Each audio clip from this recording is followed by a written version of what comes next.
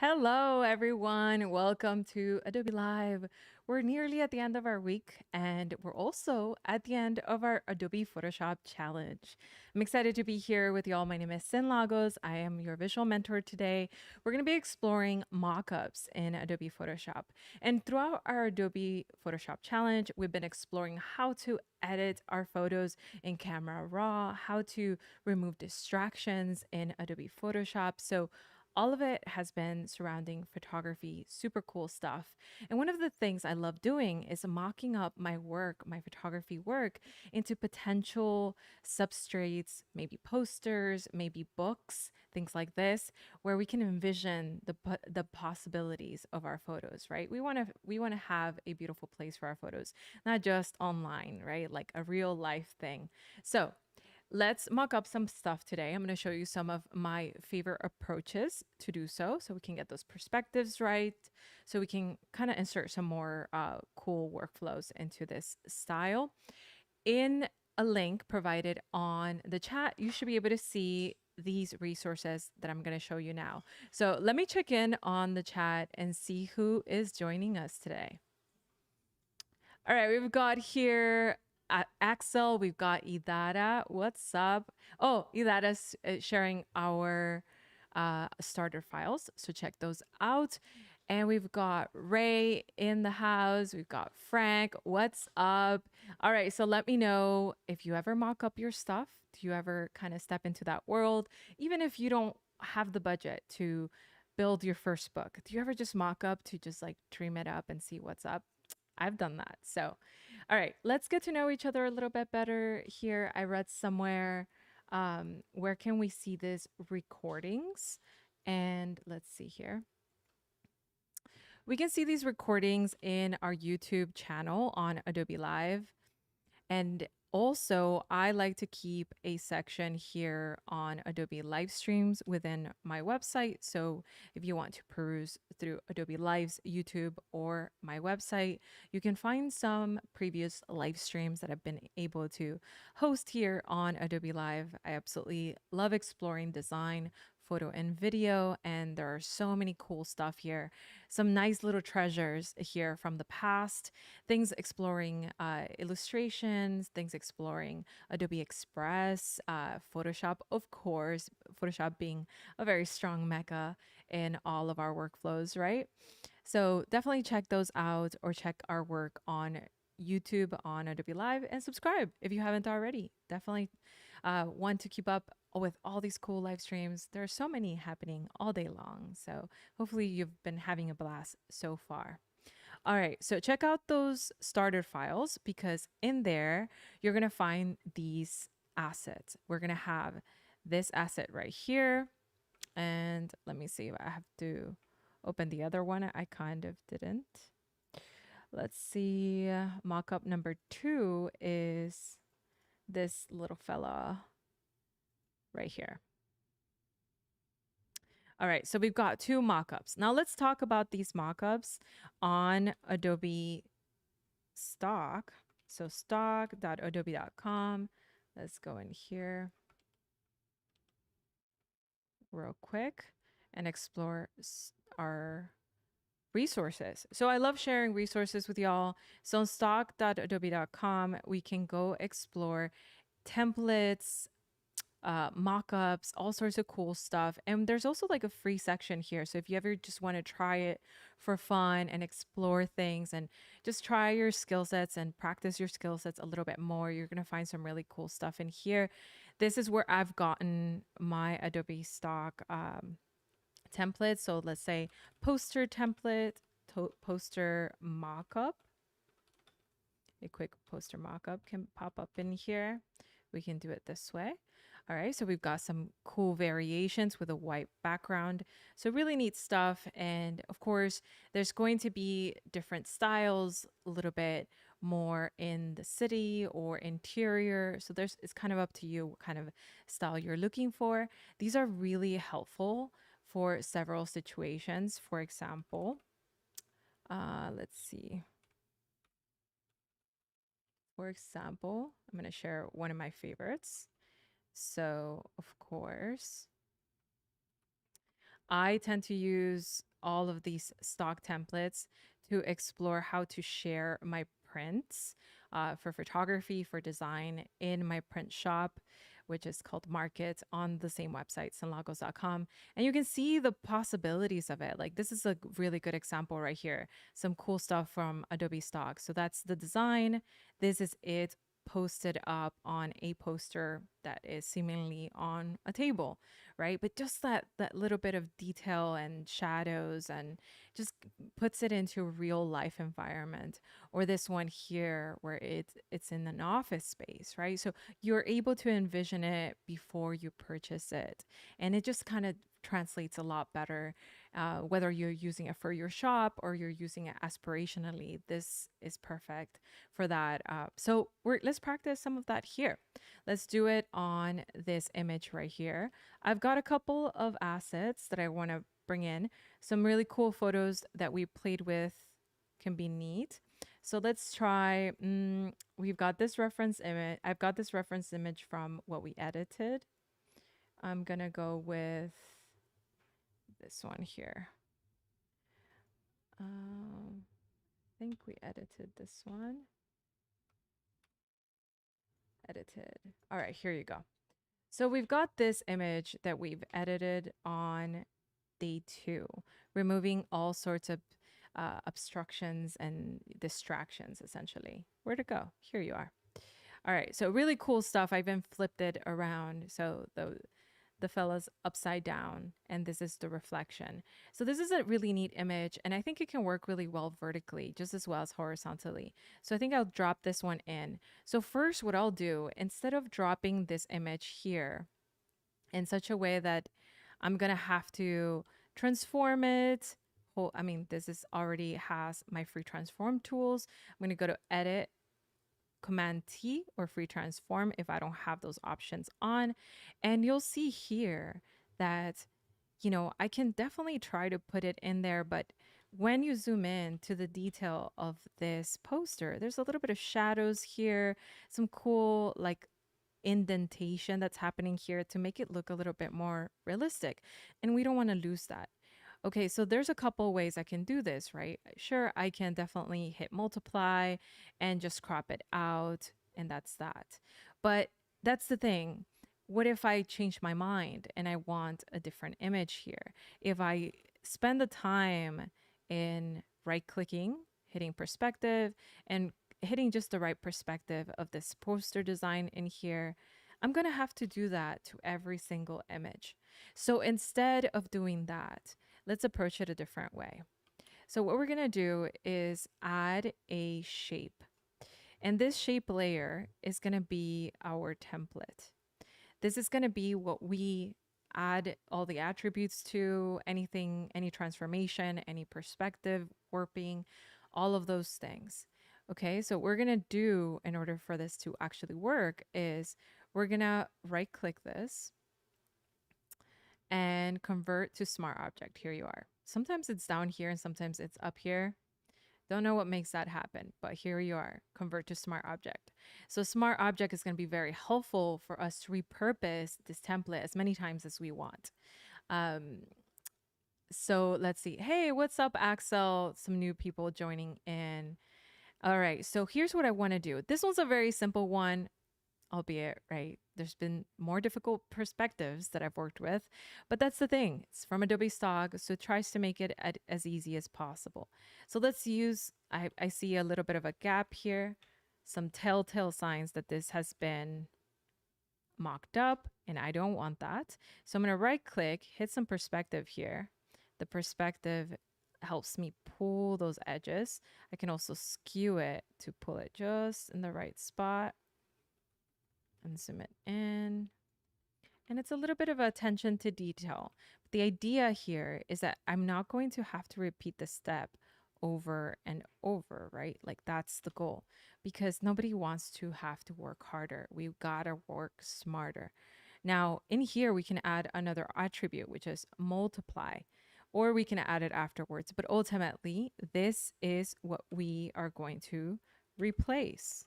So this is also a great approach, by the way. If you ever find yourself selling digital goods, you want to create a Photoshop file that is perfectly ready to have those assets replaced, and all those attributes are already in that smart object. So I think this is a great way to make some to monetize some of your digital goods. So there's a lot of opportunities here for different approaches. So let's say here, I'm going to double click that smart object and then drop in that image.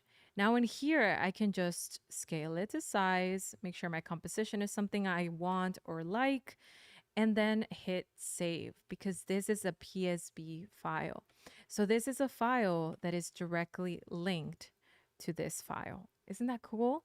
So now this file is going to take on any of the transformations, any of the property changes. So if I change the property here for the blend mode to multiply, and I go back to that PSB file and maybe modify this image to something different. Let me grab an edited image that I've got here. I love this photo, really beautiful. Some really cool shots I took of Silker Park here in Austin. Let's see if I find one. Oh, that one's so pretty. So let's say I drop that image in here. And I'm like, maybe I want to print this. This is a good practice that I often find myself doing also whenever I'm going to hit save.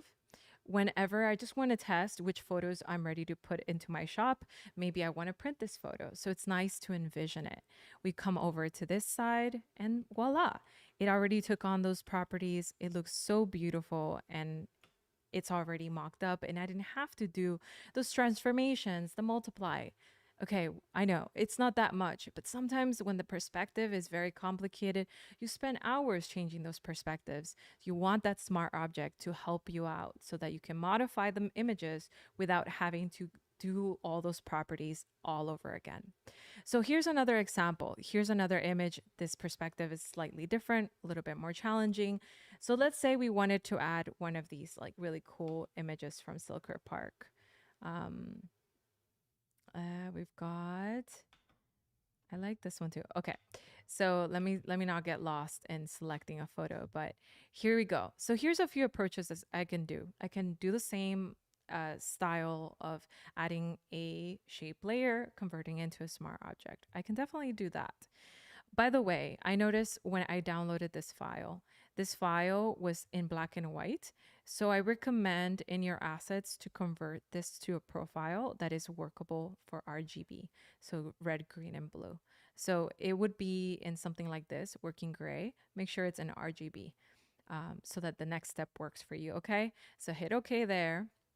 That's under edit, convert to profile. All right, so that said, that out of the way. All right, so here's what I can do. One of my favorite things to do is add a new layer here. So we've got two separate layers. We've got our main layer and our blank layer. And what I want to do in here is select my blank layer and go to filter, vanishing point. And this is going to be really cool because in here, you get this little grid system. And you can tell I tried it out earlier just to make sure. That's how I found out the grayscale thing. But here you go. You see this really cool system right here. And what happens here is this is a map where you can place anything in it, right? So you can make it this plane of perspective or this plane of perspective, right? And once you do that, that gets memorized in there. So I didn't make any changes, so it tells me cancel, but there it is. Now I don't have an image in here yet. So let's go, we have to copy an image for this to work. So let's open one of these images. I think I'm gonna do, I'm gonna look at this as a large file. This should help me. Oh, I like this one. Let's do this one. So open with Photoshop. Okay, you don't see this part, but you will in a second.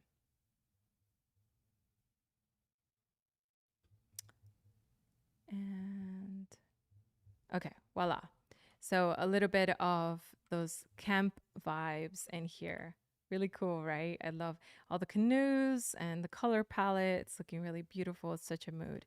So let's say I was creating a photography book of some kind. So what I want to do here is double click this, hit this little screen with a command. So it selects the frame. Now command C to copy, right? And then we're going to go back to our file. So it's this one right here. We have this blank layer. This is where we want to paste that command copy that we just copied, okay? This is where we're going to paste it. First, we're going to get back into our vanishing point, and we're going to go in here now that we have our map and paste it. It takes a little second because it's a fairly large layer. So you can see here, it pastes it inside. So what we can do is then move it around. Oops, I moved the wrong thing. Okay, so let's see. Let's get back to this mode.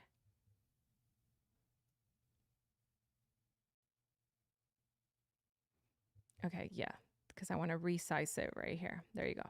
So I'm going to resize this image. I think holding shift is probably a better idea there. And before I place it in, I don't want to place it in yet. Make sure to hold shift or it gets a little funky. Okay, there you go. And now I can start to place that scene in here, okay? And that's holding this one, by the way. You can see there that I got a little quiet because I even forgot. It's the transform tool. Okay, so then you see that the perspective is exactly what we want. And that's so awesome because this is in itself a map that can establish the perspective, and it's so accurate all the time, and it kind of does all the things for you. You just have to command copy a scene and paste it and just kind of adjust the composition in there. So you can do the same thing for all of them. Hit OK. And because we used a new layer, it's going to copy on that new layer, and you have your base completely intact. And you can always add something else and change it up if you want to. Potentially, this can be copied and just multiplied to the other sides, or we can redo the same steps. But because we have a little bit of time, I'm just gonna leave this last step here. We're gonna blend it better with a little bit of multiply, maybe overlay. You can try all the blending modes here. I noticed that my favorite one is multiply. Anything around here tends to work really well, depending on what the base is. Something like hard light looks really good too. And you can also double click and bring the underlying light colors beneath it using the blend tools in here in the layer style. All right, so we've got two already in our tool belt. Now I'm going to show you how to create one from scratch. Now let's create a new layer. We're going to go in here and do maybe 1080, actually the width to be bigger. So let's make it landscape, 1920 by 1080.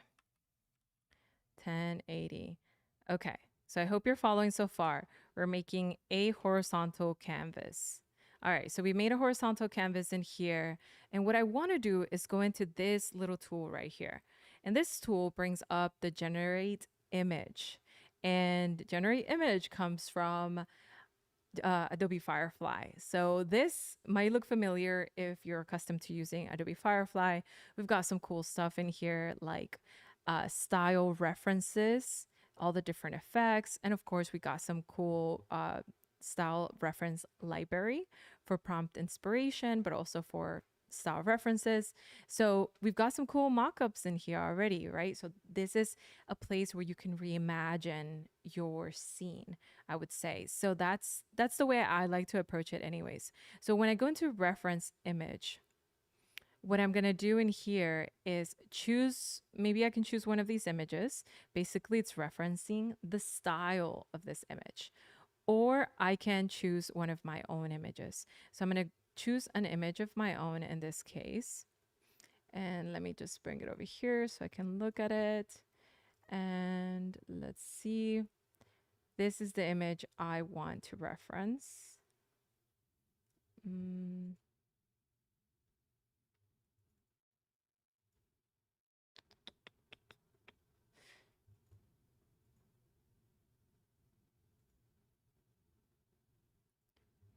I lost you, image. Where are you? Okay, so essentially what I'm going to do here is reference an image so that we can create our own mockup. So let's see if I can just scour through these and find my photo.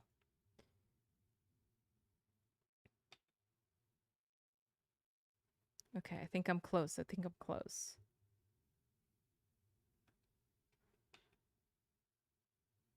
So I recently went to an airport in New York, and I absolutely loved the style and aesthetic that I found there. So I want to be able to use that as a reference. Here you are. Okay, so let me show it to you finally. This is a reference image, right? So this is a TWA airport in New York, and it's based on, the authentic TWA airline. And I love it. It's just kind of there as a hotel now, but the aesthetic reminds me a lot of things like mid-century furniture, and that color palette, blue and red, are common in my work.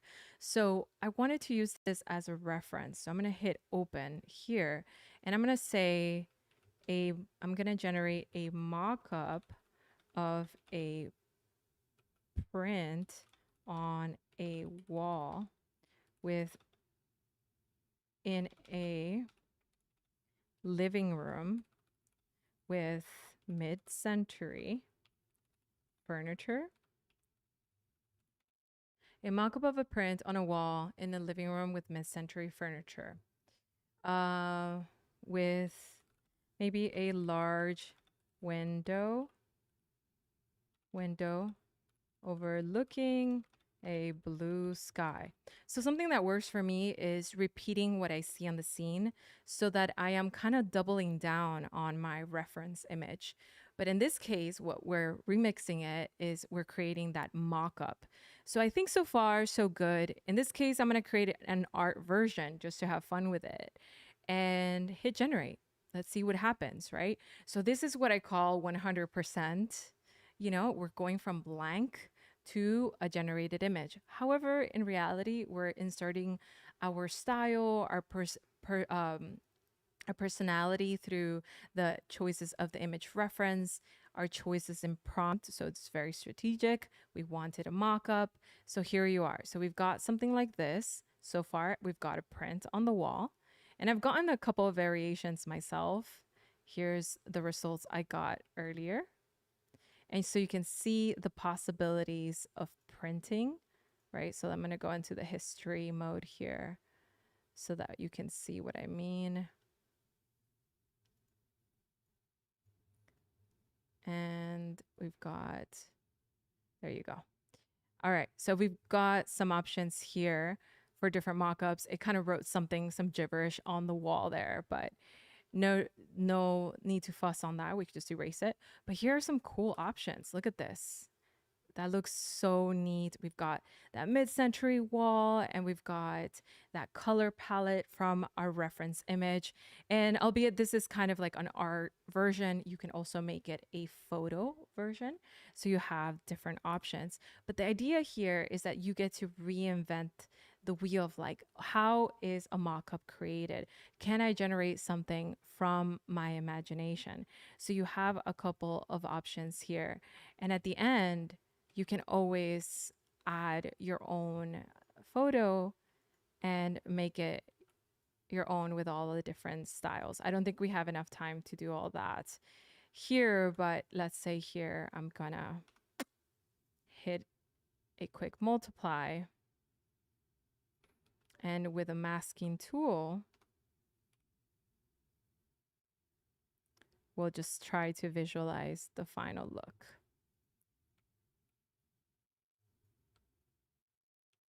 And since this is a smart object, we can always change it up, do a quick overlay on that one. Let's zoom in so you can see.